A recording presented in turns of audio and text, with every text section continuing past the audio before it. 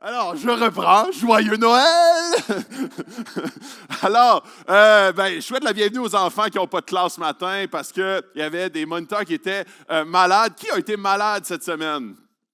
Oui, hein, ça court, là, je te dis. Alors, ça, vous avez vu les mains? Éloignez-vous de ces gens. alors, ce matin, un message sur Noël. Puis c'est drôle parce que Noël, c'est un message, souvent, le message de Noël, je suis comme, OK, je vais-tu dans le texte de Luc, tu sais, qui raconte la naissance de Jésus, ou je vais dans le texte de Matthieu. C'est comme les deux textes qu'on voit qui sont les plus flagrants sur la naissance de Jésus. Et ce matin, c'est vraiment un texte qui est, vous allez voir, qui va vraiment ailleurs par rapport à la naissance de Jésus. Et puis Dieu m'a vraiment mis à cœur cela ce matin, puis ça risque d'être un matin qui va être pas tout à fait comme vous l'aviez planifié. D'accord? Alors, avertissement, ce matin, il se peut que ce soit à quelques moments challengeant et même ébranlant. Et je vous invite à ne pas vous fermer quand ces moments-là, puis ce matin, je souhaite vraiment que le Saint-Esprit puisse travailler dans son Église. Même à Noël. Puis là, des fois, c'est comme, ah non, moi j'aimerais ça qu'on parle de folklore, de lumière. Mais à Noël, il s'est passé des choses et ces choses-là, pour moi, ça a été même une révélation. C'est un texte que j'avais jamais compris totalement. Et ce matin, je vous le partage. Et je souhaite vraiment que Dieu puisse guérir son Église ce matin, visiter son Église d'une manière profonde. Alors, avant de m'embarquer, je vais prier, puis ensuite de ça, on se lance. Dieu, merci d'être présent ce matin dans ton Église. Merci de connaître chacune de nos vies en profondeur.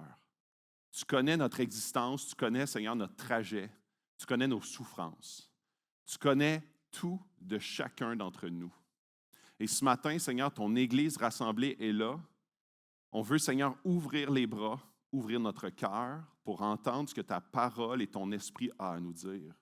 On souhaite que tu nous visites, on souhaite que tu nous guérisses, on souhaite, Seigneur, que tu fasses de grandes choses dans nos vies pour ta gloire, dans ton Fils compris. Amen. Alors, Emmanuel, Dieu avec nous, et ça commence comme ça. Décembre est souvent présenté comme un mois de lumière, un mois même folklorique, et en fait, c'est une belle image qui, on dirait que ça fait du bien, des belles couleurs, tout est éclairé, tout est joyeux même, mais pour beaucoup, la réalité est beaucoup plus lourde.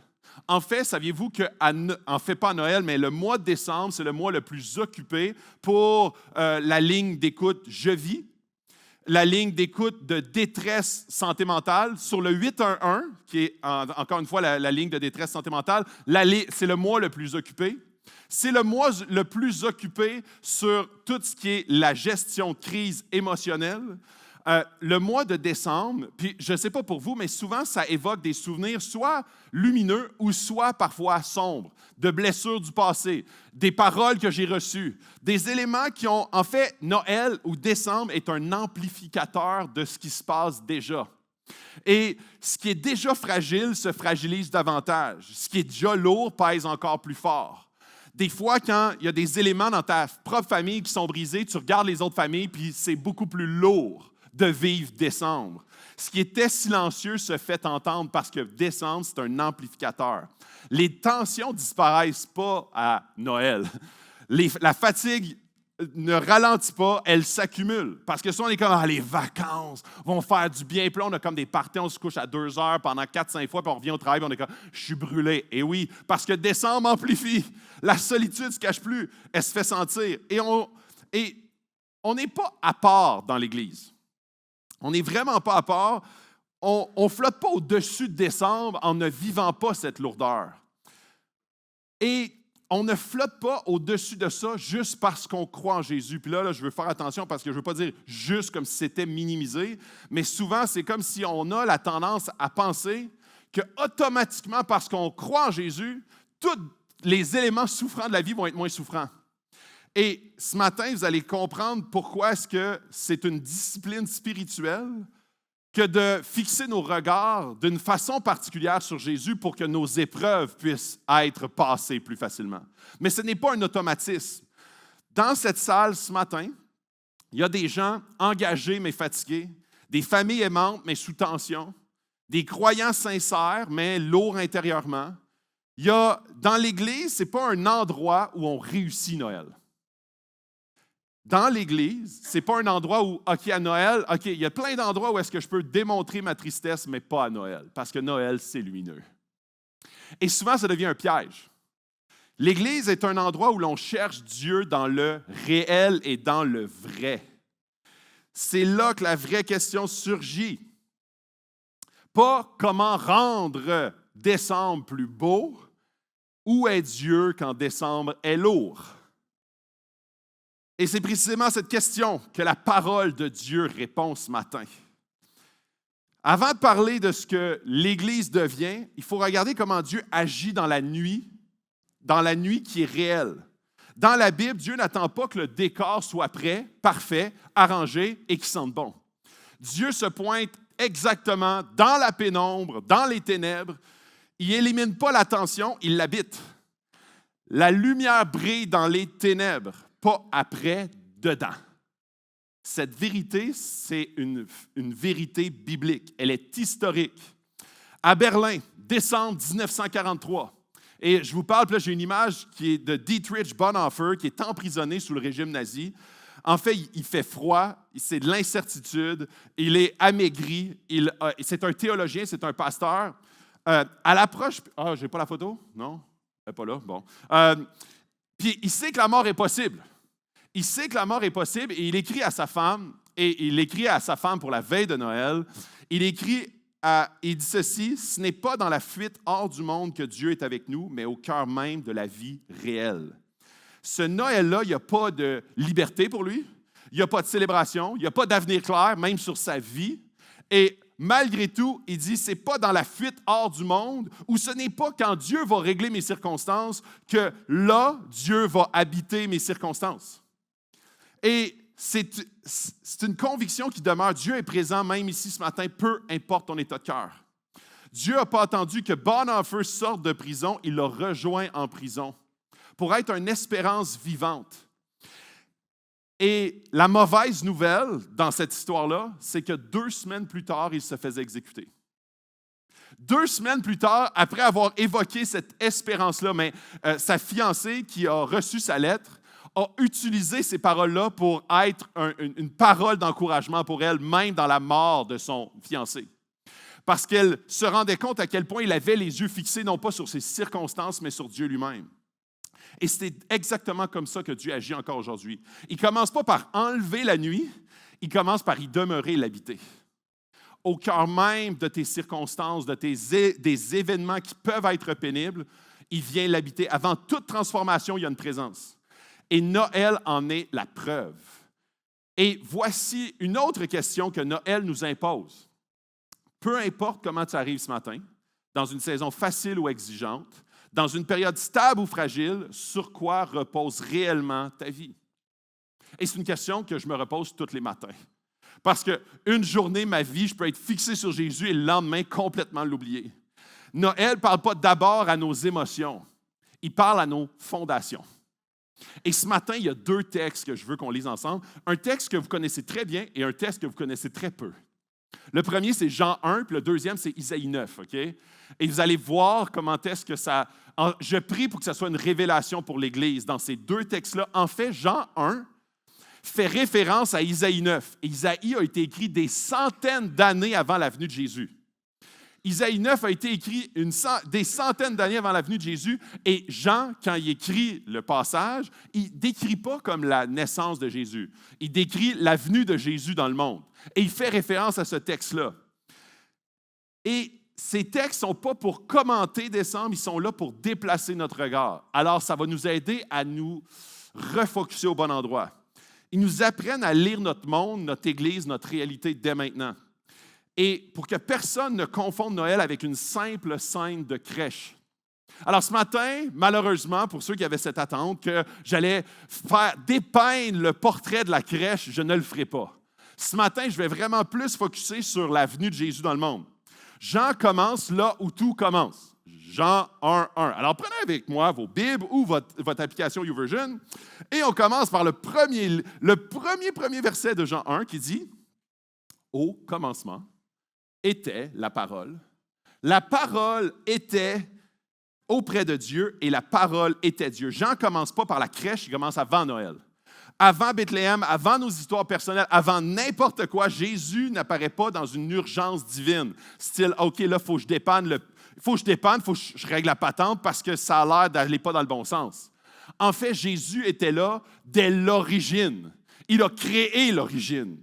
Il n'est pas une réponse improvisée à un monde qui va vraiment mal et de plus en plus mal. Il est déjà là au commencement. Concrètement, ça change tout pour nous. Quand ta vie va bien, Jésus n'est pas un ajout spirituel. Et quand ta vie est instable, Jésus n'est pas une solution temporaire. Il est immuable, il l'a toujours été, il est présent dans ton présent et il sera toujours dans ton futur. Il ne dépend pas de ta saison, il la précède. Une citation que j'aime de C.S. Lewis, qui est un écrivain, l'auteur de Narnia, les Chroniques de Narnia, dit ceci: le christianisme est l'histoire du Dieu qui vient visiter sa créature. Noël n'est pas un point de départ, c'est un dévoilement de ce qui a toujours été. Ce que tu vois dans la crèche, c'est ce qui a toujours été vrai qui devient visible. Jean 1,3, donc 2 versets plus loin. Tout a été fait par elle et rien de ce qui a été fait n'a été fait sans elle. Jean est direct. Tout ce qui existe tient par Jésus. Ce que tu contrôles, ce qui t'échappe, ce qui te dépasse complètement, pendant que Jésus repose dans une mangeoire, l'univers ne s'effondre pas, il continue de le tenir. Des fois, on a tendance à dire, OK, ça va prendre 30 ans avant que Jésus commence à faire quelque chose. Mais Jésus, il est entièrement au contrôle. Quand Jésus entre dans ta vie, il n'entre pas comme un invité qu'on reçoit quand tout est prêt. Il entre comme la source même de la vie, comme celui qui soutient déjà ce que tu essaies de porter et qui est lourd. Noël nous rappelle ceci: Jésus ne s'ajoute pas à ton existence, il la précède. Et parce qu'il la précède, il peut aussi la renouveler. Et là, dans le verset 4 et 5, il dit ceci, Jean: en elle était la vie, et la vie était la lumière des hommes. La lumière brille dans les ténèbres. Quand personnellement je lis ces versets-là, je réalise que souvent j'attends que mes pensées soient plus claires, que mes émotions se replacent, que ma fatigue se calme, avant de prier avec confiance, d'écouter vraiment Dieu et de lui confier ce que je vis. C'est un réflexe de chrétien et c'est un réflexe humain.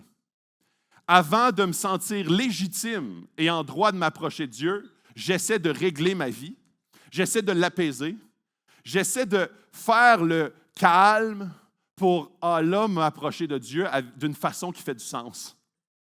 Mais en fait, c'est cette façon de penser, en fait, Jean dit l'inverse. La lumière ne vient pas après, elle brille dans les ténèbres, dans mes ténèbres.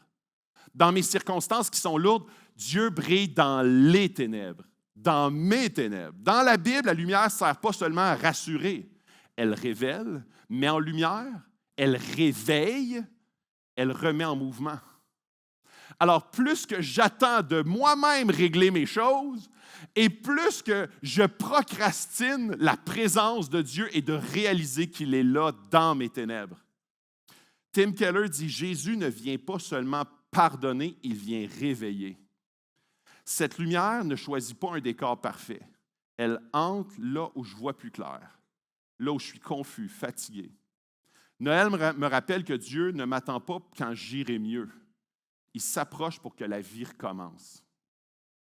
Dans Jean 1,14, quelques versets plus loin, il dit: la parole a été faite chair et elle a habité parmi nous. Jean va encore plus loin. Dieu ne se contente pas d'éclairer de loin, il s'installe. Et quand on dit la parole a été faite chair, elle a habité parmi nous, le terme original fait référence à il a dressé sa tente parmi nous. Il a levé son campement. Pas quand tout est arrangé, pas quand tout est maîtrisé. Jésus n'attend pas que mon cœur soit en ordre. Il n'intervient pas à distance, il intervient direct au centre. L'incarnation, c'est Dieu qui dit: je viens vivre ce que tu vis. Je porte ce que tu portes. Je marche où tu marches.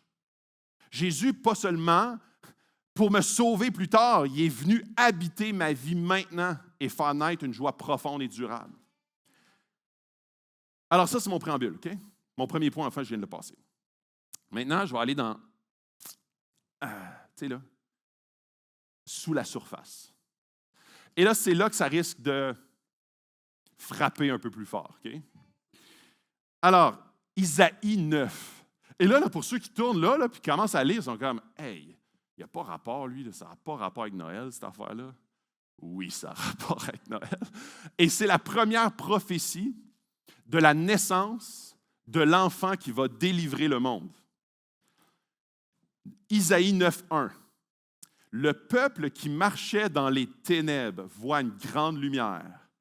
Sur ceux qui habitaient le pays de l'ombre de la mort, une lumière resplendit. Isaïe ne décrit pas un peuple rebelle ici. Il ne décrit pas comme les peuples qui sont vraiment rebelles. Il décrit un peuple qui marche encore. Parfois lentement, maladroitement, mais qui avance. Un peuple fatigué, yes. Sous pression, oui. Parfois écrasé, mais il ne reste pas immobile.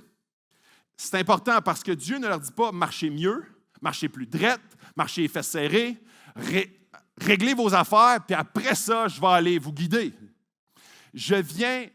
En fait, ce qu'il est en train de dire Isaïe, il est en train de dire Dieu se pointe quand dans notre déchéance, quand ça va vraiment pas, quand on est dans le brouillard le plus total, dans la souffrance la plus totale, notre famille est complètement désorganisée, Dieu se pointe là. Il vient setter sa tente là.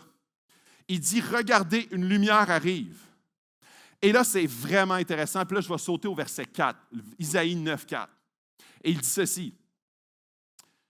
Car le joug qui pesait sur lui, le bâton qui frappait son dos, la verge de celui qui l'opprimait, tu les brises comme au jour de Madian.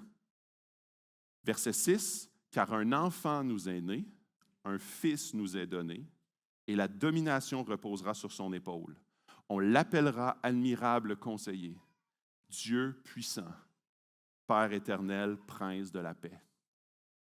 Ça, c'est la première fois que j'ai lu ce passage-là, puis en fait, il a fallu que je retourne dans le langage original parce que ça se peut que dans vos Bibles, ça soit d'autres mots qui sont utilisés que joug, bâton et verge. En fait, puis ça, quand on voit plein de mots apparaître, on a de la difficulté à comprendre le sens réel.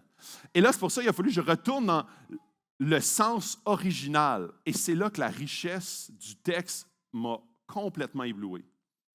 Quand il y a 3 formes d'oppression adressées dans Isaïe. La première, c'est le joug. Et là, je vais commencer à traiter du joug. Le joug, c'est ce qui oriente nos vies silencieusement. En fait, le joug, comme ici vous le voyez, c'est l'espèce d'outil qui est c'est un outil agricole qui oriente les 2 bœufs dans la même direction. Dans la Bible, ça ne sert pas à frapper. Ça sert à diriger, à imposer une trajectoire dans nos vies, à orienter pour que le travail se fasse. Le joug ne crée pas d'abord la fatigue, il fixe une direction et la fatigue vient après. C'est pour ça qu'il est si dangereux. On peut être épuisé sans jamais savoir pourquoi. Aujourd'hui, le joug, dans notre société actuelle, en 2025, ne prend pas la forme d'un ordre explicite. Il ressemble plutôt à ce qui est devenu normal, qui ne devrait pas. Normal de vivre vite, d'être toujours occupé, de compartimenter la foi, de décider seul ce qui est acceptable, raisonnable, excessif. Le joug n'est rien d'autre qu'un rythme imposé. Remplir chaque espace. Ne jamais vraiment s'arrêter parce que tout le monde agit de même. Puis là, on regarde à côté, ben moi, mon ami bœuf, mon autre ami bœuf, ben ils agissent tous de même. Fait qu'on s'en va dans la même direction, puis c'est ça la vie. Puis maintenant, on se retrouve vide, on se retrouve avec plus de direction claire. On a l'impression que c'est ça la direction claire, parce qu'on est tous attachés avec un même joug. Parfois, remplir chaque espace, ne jamais s'arrêter, fonctionner sans écouter, le joug ne crie pas. Il oriente, il façonne sans se faire remarquer. Et la question diagnostique pour le joug, la question diagnostique qui est une question pour chacun d'entre vous. Quand je prends une décision importante, temps, argent, priorité, relation, repos, qu'est-ce qui pèse le plus lourd en moi? Qu'est-ce qui va orienter ma décision? Le besoin d'être efficace, la peur de décevoir, la pression de performer, l'habitude de toujours faire plus en moins de temps ou écouter réellement Dieu? M'arrêter pour le consulter. Si personne ne me regardait, si je n'avais rien à prouver, si je pouvais vraiment ralentir, est-ce que je choisirais la même chose? Si je m'assoyais avec Dieu dans une salle et que je l'écoutais pendant 5 minutes, est-ce que ma décision serait la même? Si j'ouvrais sa parole, puis je priais au Saint-Esprit de dire « Hey, oriente ma lecture, révèle-moi ta face », est-ce que ma décision serait la même? Qu'est-ce qui oriente ma vie quand Jésus n'est plus explicitement consulté, mais simplement supposé? Et c'est là que Dieu envoie la réponse. Et dans le texte, il dit « admirable conseiller ». Et chacun des caractères de Dieu vient répondre à ce qui est en train de briser. Le joug, cette direction qu'on est en train de prendre en tant que société, en tant qu'Église, en tant qu'individu, Dieu dit, ce que tu as besoin, c'est de mon Fils qui vient éclairer, et ce que tu as besoin, c'est de l'admirable conseiller. Parce que pour prendre une nouvelle orientation, tu as besoin de conseiller l'admirable conseiller. Un conseiller n'impose pas, il est clair. Il aide à discerner ce qui influence nos choix et ce qui devrait réellement guider nos pas. Jésus ne vient pas seulement alléger la charge, dire « Ah, tu n'as plus de joug ». Il est en train de dire « Non, mon joug, il est doux et léger, mais prends le mien, prends pas lui de la société. Prends pas celui qui t'est imposé. Prends pas juste le modèle que tu vois dérouler sur ton mur Facebook. Prends pas juste ce qui est habituellement acceptable sur les bancs d'école. Prends pas juste ce qui, selon les médias, selon la culture, te dit de ça, c'est la bonne façon de réfléchir. Prends mon doux joug, il est léger et il est bon pour toi. Tu as besoin de l'admirable conseiller. Il met en lumière les influences qui sont invisibles. Qu'est-ce qui façonne mes décisions? Qu'est-ce qui oriente le cœur vers la vérité?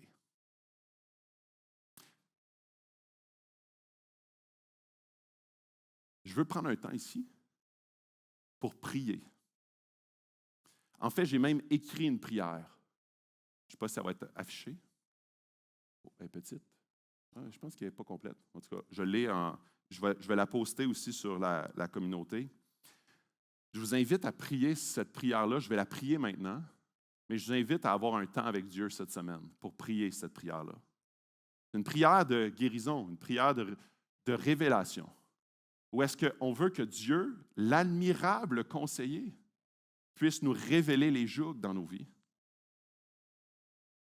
Jésus, conseiller admirable, je viens à toi avec les directions qui ont façonné ma vie sans que je m'en rende compte, les normes absorbées sans discernement, les voies qui ont défini ce qui était normal, attendu, valorisé.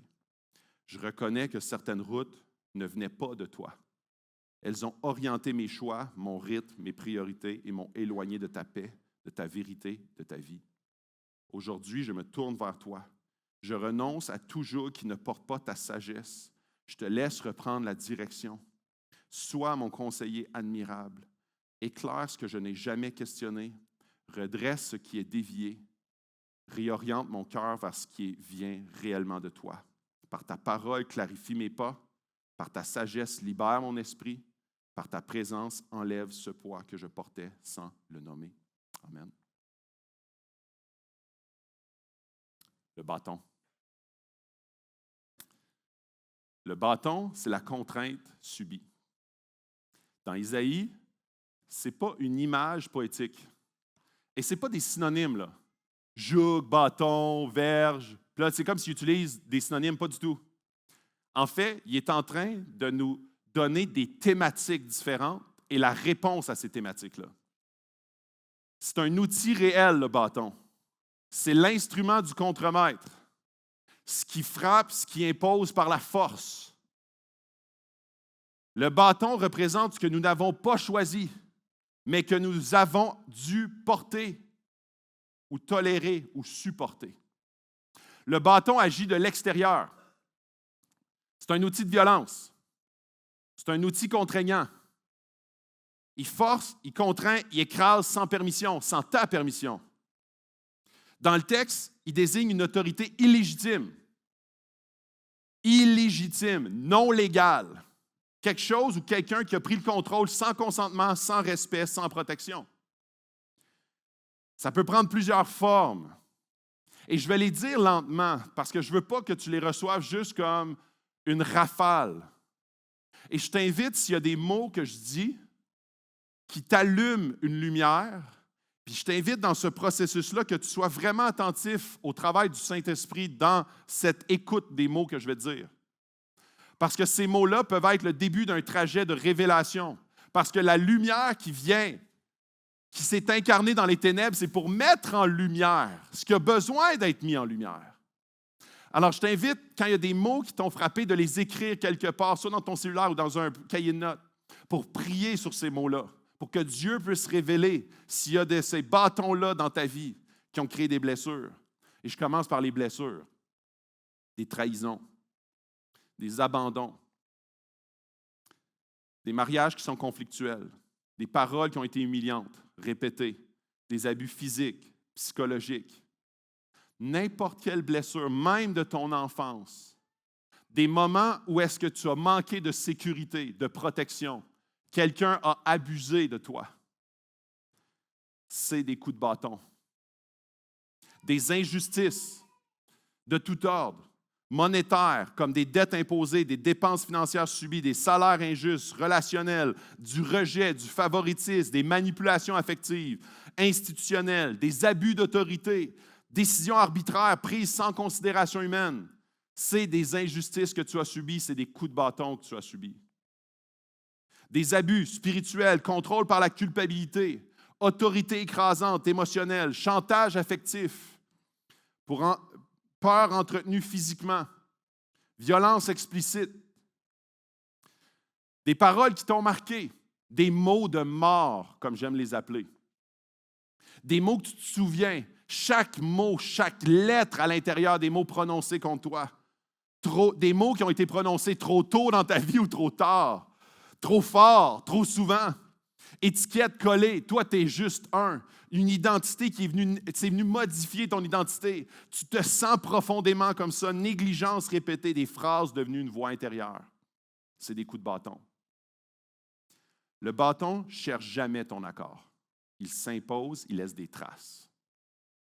Et avec le temps, il façonne la manière de se percevoir, de se protéger, d'avancer.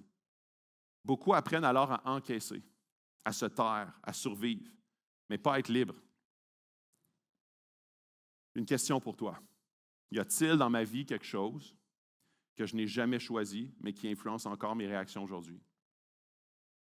Une blessure non réglée, une injustice jamais nommée, une parole qui continue de parler à l'intérieur, une peur qui dicte mes limites, un réflexe de protection que je ne questionne plus parce que j'ai besoin de me protéger. Plus en profondeur, qu'est-ce qui, dans mon histoire, a encore le pouvoir de décider? Encore le pouvoir d'influencer à qui je fais confiance et à qui je retire ma confiance? Comment je me défends? Comment j'aime? Comment je me ferme? Et en me posant cette question-là, récemment, je me suis rendu compte qu'il y avait un élément, pour moi, qui avait été un coup de bâton. Puis en fait, je n'avais jamais pensé à cet élément-là parce que pour moi, ce n'était pas volontaire. Et quand j'étais jeune, j'avais 14 ans et mon père est décédé. Et pour moi, la mort de mon père, ça a été pour moi un moment où est-ce que, puis ça c'est très récent, puis en fait c'est quelque chose que j'explore actuellement. Parce que, oui, le deuil, c'est jamais facile. La façon dont on passe à travers un deuil, chacun d'entre nous va le faire d'une façon différente. Mais pour moi, c'est venu créer une blessure d'abandon. Et une blessure d'abandon, je me suis rendu compte que dans ma vie, de me faire abandonner, je vais me défendre avec la colère, avec le mépris. Pourquoi? Parce que j'ai été abandonné, mais je n'avais jamais repéré à quel moment cet abandon-là est arrivé. Ce coup de bâton-là qui est venu changer ma façon d'interagir avec les blessures actuelles ou les relations actuelles. Et je me suis rendu compte que, pour moi, une blessure d'abandon actuelle, quand je me sens abandonné par quelqu'un actuellement, ça vient générer en moi, dans mes tripes, quelque chose qui est beaucoup trop gros. En fait, de la colère, de l'amertume, ça ne se fait pas. Quelque chose qui est...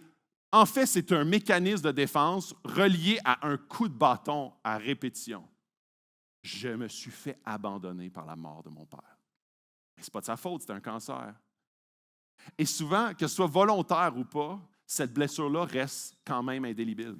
Et c'était la première fois que je commençais à prendre conscience d'une blessure dont j'avais besoin d'être guéri. Mais d'une façon différente, pas juste accepter le deuil, passer par-dessus. Non, à être guéri du coup de bâton. Parce que ce que ça fait dans mes blessures actuelles ou dans mes réactions actuelles, c'est que ça va m'amener à réagir d'une manière. Et là, dans le texte d'Isaïe, il amène la solution. Dieu puissant. Et là, je m'interrogeais, j'étais comme, pourquoi j'ai besoin d'un Dieu puissant lorsque je me suis fait blesser? Le Dieu puissant, dans le terme original, c'est El Gibor. Et ça, c'est vraiment intéressant parce que dans ce même passage-là, puis je vais le relire un peu plus tard, la domination reposera sur son épaule. Dans l'hébreu, Dieu puissant est El Gibor. Ce n'est pas un Dieu violent, écrasant, vengeur. C'est le Dieu qui a la capacité réelle d'arracher quelqu'un à ce qu'il l'écrase. El Gibor ne remplace pas le bâton par un autre bâton plus gros. Il met fin à l'autorité abusive. Et c'est vraiment intéressant dans le texte. Parce que là, il dit, que ce soit le joug, le bâton ou la verge, il dit, tu les brises comme au jour de Madian. J'étais encore une image que je ne comprends pas. Puis là, Madian, c'est quoi Madian? En fait, Madian, c'est une victoire qui est arrivée. Sans puissance, sans levier. C'est l'histoire de Gédéon.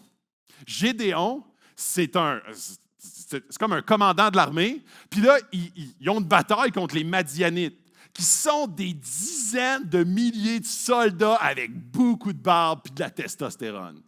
Et là, Dieu lui dit, prends tous les gens que tu peux dans le peuple d'Israël. Puis là, il en récolte quelques dizaines de milliers. Puis là, il les filtre. Là, si vous voulez l'histoire, puis là, il les filtre, puis là, il dit non. Puis là, il en retranche, puis il en retranche. Puis pour un peu des raisons comme un peu out of nowhere, là, c'est pas genre parce qu'ils ne savent pas se battre. Là, c'est juste, OK, ceux qui boivent de cette manière-là dans le lac, non. Puis ceux qui boivent de même. Puis à la fin, 300 soldats contre des dizaines de milliers de combattants. C'est ça, Madian.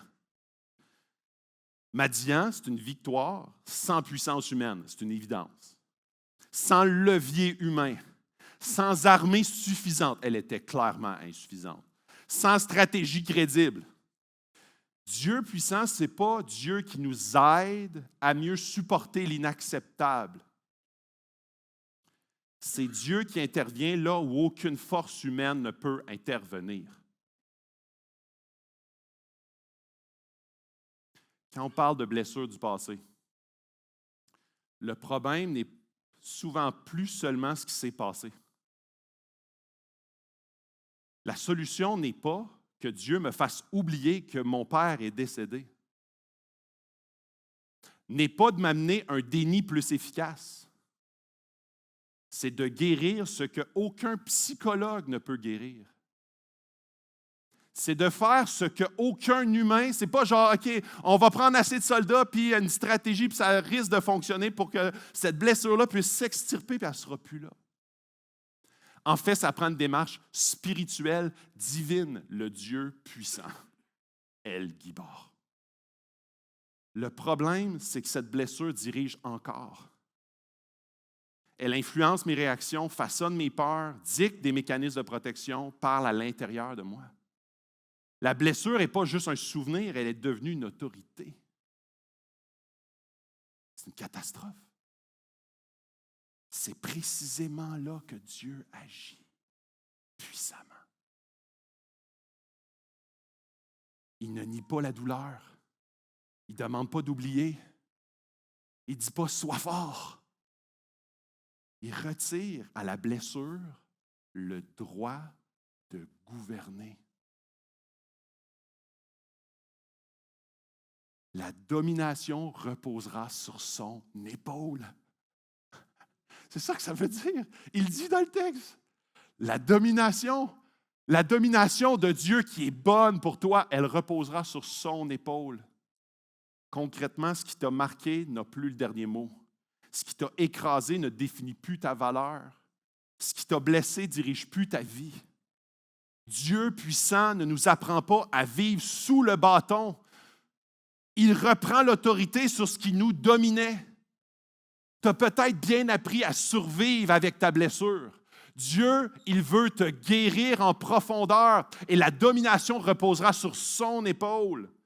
Tu as agi là où nous avons appris à survivre, mais jamais à être libre. La liberté vous affranchira, dit l'Évangile. Je peux-tu prier pour le bâton? Elle est écrit ici, puis je vais la reposter aussi sur la communauté.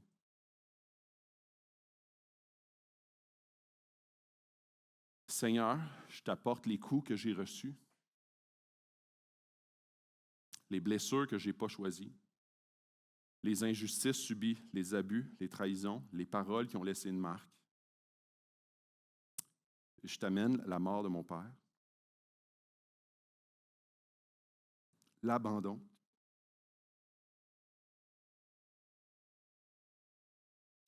je reconnais que ces choses ont façonné ma manière de vivre, de me protéger, de me méfier et d'aimer.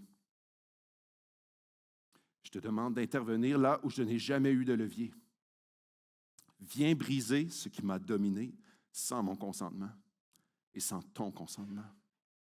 Sois El Gibar, le Dieu puissant.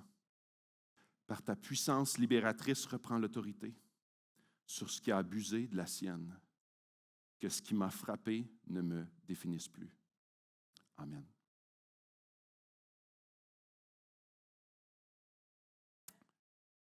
Et la verge. La verge, c'est la domination intérieure et spirituelle. La verge est différente. Elle ne frappe pas seulement le corps. Elle cherche à gouverner l'intérieur. Dans l'Écriture, la verge n'est pas seulement un abus humain. Elle devient le symbole d'une autorité qui est oppressive, qui trouve un relais à l'intérieur de la personne. Ce n'est plus seulement une pression extérieure, c'est une domination intérieure qui ouvre un espace au travail des ténèbres. Et quand je parle de la verge, c'est ce qui a autorité dans ta vie. Et ça, on parle de permission d'autorité, comme le péché récurrent. Une colère non maîtrisée, une sexualité cachée, des mensonges entretenus, une dépendance banalisée, ou les habitudes toxiques, fuir par la consommation, anesthésier par les écrans, se noyer dans le travail, répéter des relations destructrices, les compromis répétés, juste cette fois, c'est pas si grave, la relativisation de péché, le compromis qui devient une habitude, les portes ouvertes devenues des points d'attache.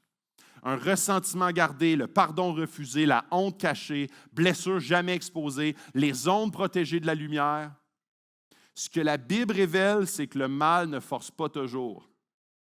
Il attend, il s'installe, il exploite ce qui n'est pas confronté. Dans Éphésiens 4, 26, ne donnez pas accès au diable. Donnez accès au diable? Mais comment? Dans Jean 8, 34, quiconque se livre au péché est esclave du péché. Donc, celui qui se livre au péché est esclave du péché, donc Satan.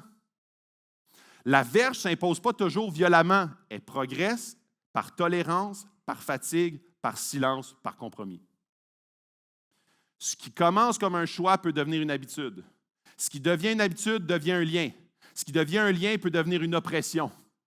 Jacques 1, 14. Chacun est tenté quand il est attiré et amorcé par sa propre convoitise, puis la convoitise, lorsqu'elle a conçu, enfante le péché, et le péché, parvenu à son terme, produit la mort. C'est un processus qui, à la base, c'est attiré, amorcé par une simple convoitise. En fait, c'est progressif. La Bible ne décrit pas seulement un échec moral, elle décrit une stratégie spirituelle très efficace et insidieuse. C'est un processus, c'est une progression, c'est une prise de terrain. L'ennemi ne crée pas toujours le péché. Il l'exploite, il amplifie, il accuse et il lie. Dans Jean 10, 10, le voleur ne vient que pour dérober, égorger et détruire. Question diagnostique. Y a-t-il dans ma vie une zone où j'ai appris à vivre avec quelque chose que Dieu veut libérer? Un péché que je gère mais que je ne confronte pas. Une habitude que je cache mais qui m'influence. Une lutte que je normalise. Y a-t-il un domaine où l'ennemi a trouvé un point d'appui par la répétition et par mon silence ou par la honte?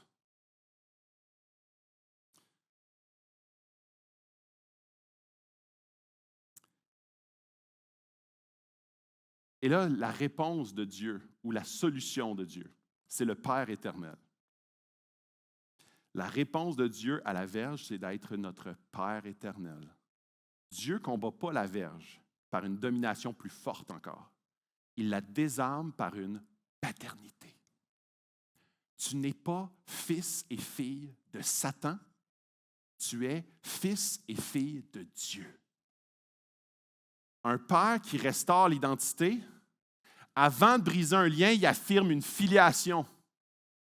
Tu n'es pas défini par ton combat. Tu es fils, tu es fille et tu es bien-aimé. Un père qui rétablit une autorité juste, là où l'ennemi accuse, le père sécurise. Là où la verge écrase, le père protège. Là où le mal contrôle, le père restaure ses limites saines. Parce que les limites de Dieu conduisent à la vie. L'ennemi conduit à la mort.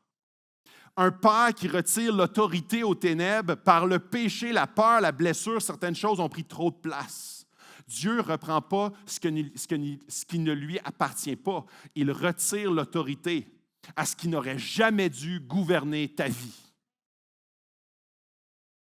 Colossiens 1,13. Il nous a délivrés de la puissance des ténèbres et nous a transportés dans le royaume de son Fils bien-aimé.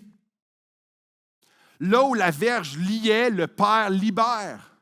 Il ne remplace pas une oppression par une autre, un bâton par une autre ou une verge par une autre.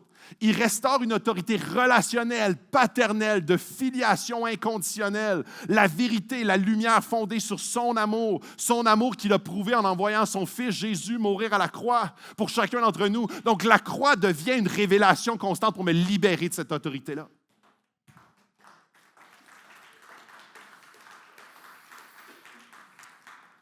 Et là, on arrive à la restauration finale, le prince de la paix. Quand le joug est discerné, le bâton est brisé, la verge perd son emprise, la paix peut s'installer. Pas une paix naïve, là, pas une paix fragile ou une paix avec une toune de spa. C'est une paix gardée. Dans Colossiens 2,15, il a dépouillé les dominations et les autorités. Il les a livrées publiquement en spectacle en triomphant d'elles par la croix. La paix biblique n'ignore pas le combat. Elle proclame que le combat a changé d'issue. Et c'est là que c'est tellement glorieux. Regardez comment est-ce que le portrait, la profondeur de la venue de Jésus, sa naissance, elle est glorieuse. Elle vient dans le réel de chacune de nos vies. De chacune de nos vies qui ne sont pas un beau sapin de Noël lumineux. Dans nos blessures les plus crasseuses, dans nos combats les plus enfouis, dans nos péchés les plus sales, il vient là pour nous en délivrer. J'aimerais prier pour la verge, ce qui domine à l'intérieur. Seigneur, je reconnais les zones où j'ai laissé l'ombre s'installer, les compromis répétés, les silences entretenus, les habitudes qui ont pris trop de place. Je reconnais que ce qui n'est pas exposé devient un terrain pour l'ennemi. Je confesse ce qui doit être confessé. Je ferme toute porte qui a été ouverte. Je renonce à toute domination qui ne vient pas de toi. Père éternel, rétablis ton autorité en moi. Par la croix de Christ, brise les liens. Par ta lumière, chasse les ténèbres. Et par ton amour, rends-moi libre. Amen.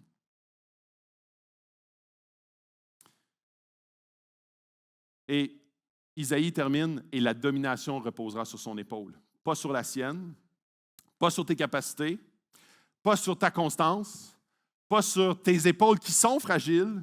Noël ne promet pas que la pression disparaît immédiatement. Noël annonce que la domination change d'épaule. La domination reposera maintenant sur les épaules de Jésus. C'est ce que l'Évangile devient concret dans nos vies. Croire en Jésus, ce n'est pas apprendre à porter plus lourd. C'est apprendre à déposer ce qui écrase sur celui qui est venu habiter, porter et libérer les captifs. Et ça nous amène dans un diagnostic spirituel de Noël. Mon troisième point, mon dernier. Le décalage invisible. Après Isaïe et Jean, une vérité s'impose. Le problème à Noël, ce n'est pas l'état du monde. Le vrai décalage est entre ce que nous attendons et ce que Dieu veut donner. Dans Jean 1,10, il était dans le monde et le monde ne l'a pas reconnu. Il est venu chez les siens et les siens ne l'ont pas reçu. Dieu ne s'est pas trompé d'adresse pour qu'il se passe ça. Il est venu au bon endroit, mais on attendait autre chose. Ce décalage, on le traverse encore ce matin. On cherche un moment idéal, Dieu donne une présence réelle. On cherche un Noël fluide, maîtrisé, sous contrôle, apaisé, mais Dieu ne promet jamais un décor parfait. Il promet Emmanuel, Dieu avec nous. Dietrich Bonhoeffer, encore une fois, en prison, disait « Dieu ne se laisse pas enfermer dans nos nostalgies. Il vient dans la réalité rugueuse de notre vie. » Noël ne consiste pas à aligner les circonstances, il consiste à reconnaître qui est là quand rien n'est aligné, quand la vie pèse. Dans Jean 1,14, il est dit « La parole a été faite chair » et on parle de Jésus. Dieu ne contourne pas le réel, il vient l'habiter. Tim Keller, un autre théologien pasteur, dit « Jésus ne vient pas abolir la souffrance, il vient l'habiter avec nous, à mes côtés, pour affronter le quotidien. » Noël n'est pas une sortie spirituelle, c'est Dieu qui accepte d'entrer là où nous aurions voulu éviter à tout prix. C'est pour ça que ce matin, j'avais une lutte à partager ça, parce que je me disais, tu sais, Noël, c'est supposé être joyeux, folklorique, léger, avec une coupe de lumière et des feux d'artifice. Et là, je m'en vais dans le bâton, la verge, le joug. Mais en même temps, c'est exactement là que Dieu veut aller. Il ne veut pas aller dans quelque chose de fake. Il veut aller dans ce qui se passe dans ton cœur maintenant. Et c'est ça, Noël. Et c'est là que ça devient extraordinaire. Parce qu'en fait, tout ce que tu peux traîner comme fardeau, puis des fois, avec un peu de sapin de lumière, tu peux réussir à oublier un peu ta vie de scrap. Mais ça, Dieu ne veut pas ça. Il veut venir habiter ta vie de scrap pour la rendre moins scrap. Et ça, c'est vivifiant d'une façon profonde. On cherche une émotion, Dieu donne une personne. Jean 1,4, en lui était la vie. La vraie vie. Pas juste le leurre extérieur. Pas dans l'ambiance, pas dans la musique, pas dans le ressenti collectif. Je le feel pas. En lui. John Piper dit, Jésus n'est pas venu stimuler nos émotions, mais transformer nos affections. Noël n'est pas ressentir plus, Noël, c'est accueillir quelqu'un. Nous voulons un changement extérieur, Dieu commence à l'intérieur. La lumière ne commence pas autour, elle commence dedans. C'est ce qu'Isaïe annonçait, c'est ce que Jean confirme, c'est ce que Jésus accomplit par sa naissance. Dieu transforme la personne avant la situation. Noël n'ignore pas la noirceur. Il annonce qu'elle ne gagne pas. Un peuple voulait une armée, Dieu a donné un enfant. Un peuple voulait un messie politique, Dieu a donné un sauveur crucifié. Un peuple anxieux veut des solutions visibles, Dieu donne une présence invisible mais réelle dans ton quotidien. Charles Spurgeon, un grand prédicateur, dit « Quand le Christ est tout ce qu'il te reste, tu découvres qu'il est tout ce dont tu avais besoin. » Noël, ce n'est pas un décor sentimental. Noël, c'est une intervention divine dans le réel. Et ce que ça change, quand Emmanuel rejoint le réel, Noël n'est pas d'abord un message à admirer, c'est Dieu qui entre dans la vie telle qu'elle est, maintenant. Ce qu'elle touche en premier, ce ne sont pas les circonstances, mais c'est la manière qu'on les traverse. Dans les relations, décembre n'invente rien, il révèle. Les joies ressortent, mais les tensions aussi. Les blessures anciennes refont surface, les silences pèsent lourd, les attentes montent. Jésus ne promet jamais un Noël sans friction. Il promet sa présence au cœur de la friction. au cœur même de ce qui est difficile. Il ne garantit pas que les relations changent, il transforme celui qui traverse la relation. Tu ne traverses pas seul tu ne traverses pas seul ce qui ne s'aligne pas. J'ai invité l'équipe de louange, je vais terminer avec ça. Le combat ne se joue pas seulement autour, il se joue dedans. Dedans. Un souffle plus court, une foi réelle mais sans élan, un cœur engagé mais vidé. Et trop vite, on conclut, Dieu s'est éloigné. Mais laissez tomber, c'était Noël-ci. Noël affirme l'inverse. Jésus ne recule pas quand tu faiblis. Il s'approche, il demeure. Il agit quand tu ne tiens plus seul. Noël ne célèbre pas l'endurance spirituelle, il révèle une dépendance qui sauve. Quand la persévérance devient une dépendance, le danger, ce n'est pas de continuer fatigué. Le danger est de continuer sans dépendre. Prier sans émotion, aimer quand ça coûte, aller à l'église sans élan, ce n'est pas de l'hypocrisie, ce n'est pas du déni. C'est souvent de la foi. Et en même temps, notre société voudrait te faire croire l'inverse. Si tu ne le feels pas, c'est hypocrite. L'amour dans la Bible est toujours un choix. Ce n'est pas de l'hypocrisie, c'est de la foi. La dépendance ne remplace pas l'engagement, elle le purifie. Une Église saine ne forme ni des héros épuisés, ni des croyants qui se retirent dès que c'est lourd. Elle forme des hommes et des femmes capables de dire « J'y arrive plus par moi-même, je reste et je me tourne vers lui ». Noël ne commence pas par une performance spirituelle, elle commence par une présence divine à tous les instants. Jésus ne te demande pas de devenir quelqu'un d'autre, il devient pour toi ce que tu n'arrives plus à être aujourd'hui. Et je termine avec une conclusion, avant qu'on chante ensemble, un cri de ralliement. Quand Jésus vient habiter en nous, son œuvre ne s'arrête jamais à l'intérieur. Elle déborde, elle se voit. En fait, ça devient contagieux, elle se transmet. Celui qui naît dans une crèche est celui qui porte la croix, et celui qui porte la croix continue aujourd'hui de révéler des vies concrètes. Tim Keller dit ceci, si Jésus est vraiment Dieu incarné, alors Noël n'est pas une décoration, c'est une révolution. Cette révolution commence dans les cœurs, dans mon cœur et dans ton cœur. Puis elle devient visible dans la manière de vivre. L'Église n'est pas appelée à produire une ambiance, elle est appelée à incarner Emmanuel, Dieu avec nous. L'Église est appelée à refléter ce qui l'habite, ce qui la domine, le joug doux et léger de Jésus. Le seul joug dont je veux avoir le fardeau, parce qu'il est doux et léger, et il est bienveillant. Cela prend la forme très simple, très réelle, une présence fidèle dans les relations quand les relations sont fragiles, une écoute vraie quand les mots manquent, une espérance vécue quand ce n'est pas réglé. Le monde ne cherche pas un événement de plus, il cherche une présence fiable, un sens qui tient malgré les circonstances et malgré le monde en déroute, un chemin qui est praticable. Et ce chemin porte un nom. Il est étroit, mais son nom s'appelle Emmanuel. Et ce n'est pas en fait très glamour de dire qu'il y a un seul chemin, une seule vie et une seule vérité. Son nom, Emmanuel. Noël nous rappelle que l'histoire ne s'arrête pas à la crèche. La première venue humble annonce une seconde venue glorieuse. Noël regarde en arrière, mais il oriente notre espérance vers l'avant. Un jour, tout genou fléchira, toute langue confessera qu'il est le seul roi des rois.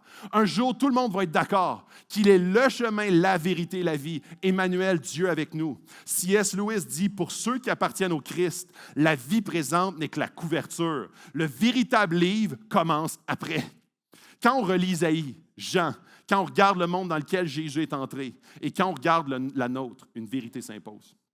Dieu n'a jamais attendu que la vie soit stable pour venir. Il est venu dans la confusion, dans la fatigue, dans la fragilité humaine, là où personne ne l'attendait et là où personne ne l'a vu. Il vient dans nos relations aujourd'hui tendues, nos émotions instables, nos regrets persistants, nos blessures, nos nuits intérieures. Noël, ce n'est pas une histoire pour les forts. Noël est une espérance pour tout être humain, pour chaque être humain qui sont fragiles. Dieu se rend présent là où tu te sens insuffisant.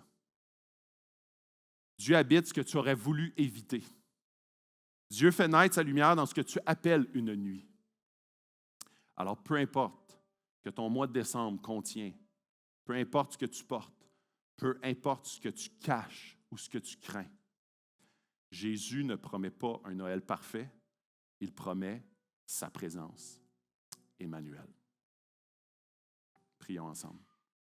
Oui, Dieu, tellement reconnaissant pour ton Fils que tu as envoyé parmi nous à Noël, qui s'est incarné pour nous libérer, pour nous réconcilier avec toi.